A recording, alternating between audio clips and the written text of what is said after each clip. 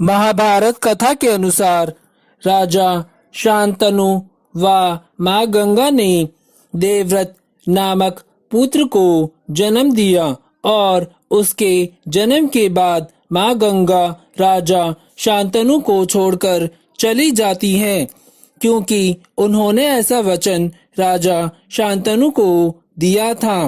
राजा शांतनु गंगा के वियोग में दुखी रहते हैं, परंतु कुछ समय के पश्चात राजा शांतनु गंगा नदी पार करने के लिए मत्स्यगंधा नाम की एक स्त्री की नाव में बैठते हैं और उसके रूप सौंदर्य पर मोहित हो जाते हैं। राजा शांतनु स्त्री के पिता के पास जाकर उनकी कन्या के साथ विवाह करने का प्रस्ताव रखते हैं, परंतु मत्स्यगंधा के पिता राजा शांतनु के समक्ष एक शर्त रखते हैं कि उनकी पुत्री को होने वाली संतान ही हस्तिनापुर राज्य की उत्तराधिकारी बनेगी, तभी यह विवाह हो सकता है। यही मत्स्यगंधा आगे चलकर सत्यवती के नाम से प्रसिद्ध हुई। राजा शांतनु यह शर्त मानने से इनकार कर देते हैं, लेकिन वे दुखी रहने लगते हैं। देवव्रत को जब अपने पिता की चिंता का कारण मालूम होता है तो वह अपने पिता के समक्ष आजीवन अविवाहित रहने का संकल्प लेते हैं। पुत्र की इस प्रतिज्ञा को सुनकर राजा शांतनु उन्हें इच्छा मृत्यु का वरदान देते हैं। इस प्रतिज्ञा के कारण ही देवव्रत भीष्म पितामह के नाम से प्रसिद्ध हुए। जब महाभारत का युद्ध होता है तो भीष्म पितामह कौरवों की तरफ से युद्ध लड़ रहे होते हैं और भीष्म पितामह के युद्ध कौशल से कौरव जीतने लगते हैं। तब भगवान श्री कृष्ण जी एक चाल चलते हैं और शिखंडी को युद्ध में उनके समक्ष खड़ा कर देते हैं।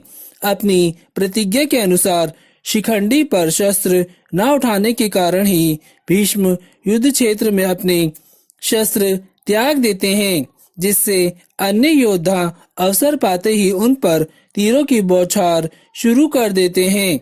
महाभारत के इस महान योद्धा ने शरशैया पर शयन किया, इसीलिए कहा जाता है कि सूर्य दक्षिणायन होने के कारण शास्त्रीय मत अनुसार भीष्म ने अपने प्राण नहीं त्यागे और सूर्य के उत्तरायण होने पर अपने नश्वर शरीर का त्याग किया। उन्होंने माघ मास की शुक्ल पक्ष की अष्टमी को अपने प्राण त्याग दिए थे। उनके पूजन के लिए माघ मास की शुक्ल पक्ष की द्वादशी तिथि निश्चित की गई है, इसीलिए इस तिथि को भीष्म द्वादशी कहा जाता है। भगवान ने यह व्रत भीष्म पितामह को बताया था और उन्होंने इस व्रत का पालन किया था, जिससे इसका नाम भीष्म द्वादशी पड़ा। यह व्रत एकादशी के ठीक दूसरे दिन द्वादशी को किया जाता है। यह व्रत समस्त बीमारियों को मिटाता है। इस उपवास से समस्त पापों का नाश होकर मनुष्य को अमोघ फल प्राप्त होता है।